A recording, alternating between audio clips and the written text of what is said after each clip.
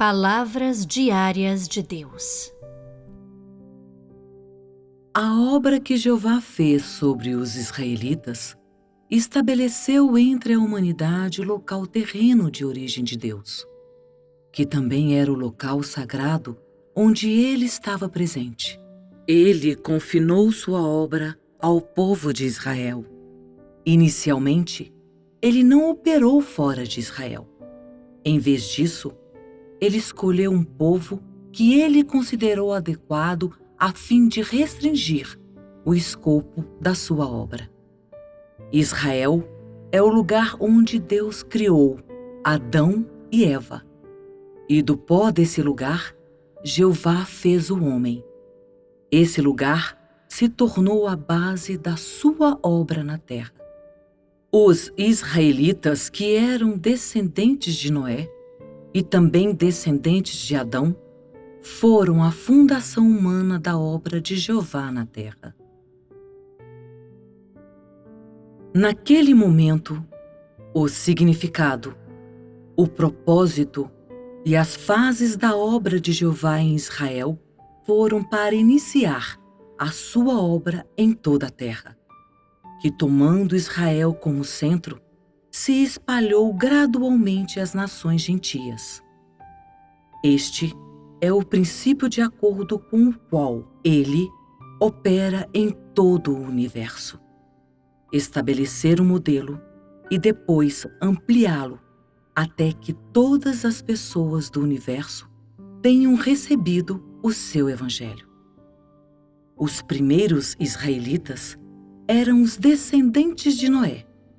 Essas pessoas eram dotadas somente do sopro de Jeová e entendiam o suficiente para cuidar das necessidades básicas da vida, mas não sabiam que tipo de Deus Jeová era, nem qual era a vontade dele para o homem.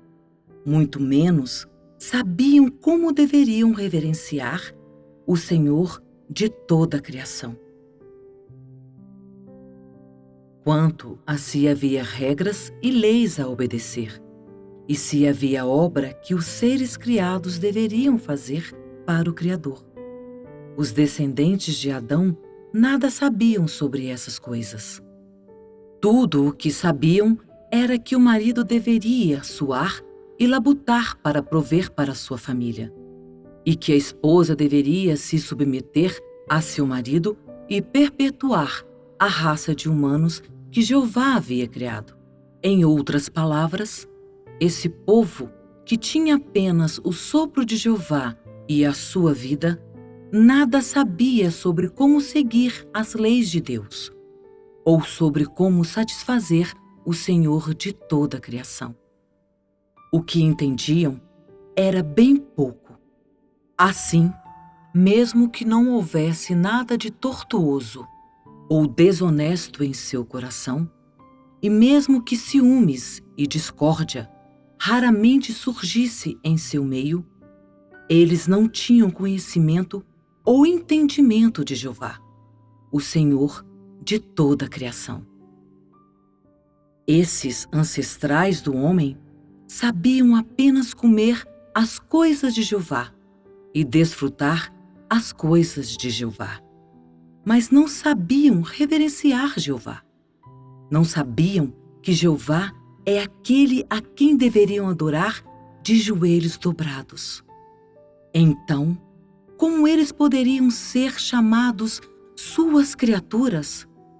Se assim fosse, como ficariam as palavras: Jeová é o Senhor de toda a criação.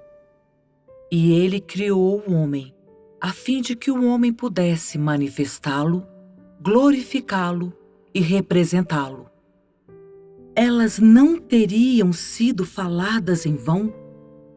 Como um povo que não tinha reverência por Jeová poderia se tornar um testemunho da sua glória? Como poderiam se tornar manifestações da sua glória? As palavras de Jeová: Eu criei o homem à minha imagem, não se tornariam então uma arma nas mãos de Satanás, o maligno? Essas palavras não se tornariam, então, um marco de humilhação à criação do homem por Jeová? A fim de concluir aquele estágio da obra, Jeová, após criar a humanidade, não os instruiu, nem os guiou da época de Adão até a época de Noé. Ao contrário, não foi até que o dilúvio destruísse o mundo que ele começou a guiar formalmente os israelitas, que eram descendentes de Noé e também de Adão. Sua obra e suas declarações em Israel proveram direção a todo o povo israelita enquanto eles viviam sua vida por toda a terra de Israel. E dessa forma, mostrava à humanidade que Jeová não só era capaz de soprar fôlego no homem para que ele pudesse ter vida proveniente dele e se erguer do pó como ser humano criado, mas que ele também poderia incinerar a humanidade, amaldiçoar a humanidade e usar a sua vara para governar a humanidade. Assim também, eles viram que Jeová poderia dirigir a vida do homem na terra, bem como falar e operar entre a humanidade de acordo com as horas do dia e da noite. Ele fez a obra somente para que suas criaturas pudessem saber que o homem veio do pó que ele apanhou. E, além disso, que o homem havia sido feito por ele. Não apenas isso, mas a obra que ele começou em Israel tinha por propósito que outros povos e nações pudessem receber o Evangelho de Jeová a partir de Israel, a fim de que todos os seres criados do universo pudessem ser capazes de reverenciar Jeová e tê-lo como grandioso. Se Jeová não tivesse começado a sua obra em Israel, mas, em vez disso, tendo criado a humanidade, a deixasse viver uma vida despreocupada sobre a terra, então, nesse caso, devido à natureza física do homem, ele nunca saberia que foi Jeová quem criou a humanidade, nem que ele é o Senhor de toda a criação. Se Jeová tivesse criado o homem e o colocado na terra para ser um objeto para seu próprio deleite, e depois simplesmente tivesse removido o pó das suas mãos e ido embora em vez de permanecer entre a humanidade para orientá-la por um período de tempo, então, nesse caso, toda a humanidade teria voltado ao nada, até o céu e a terra, e toda a miríade de coisas por ele criadas, e toda a humanidade teriam voltado ao nada. E, além disso, teriam sido espezinhados por Satanás. Dessa forma, o desejo de Jeová, que sobre a terra, isto é, em meio à sua criação, ele deveria ter um lugar para ficar, um lugar santo, teria sido destruído.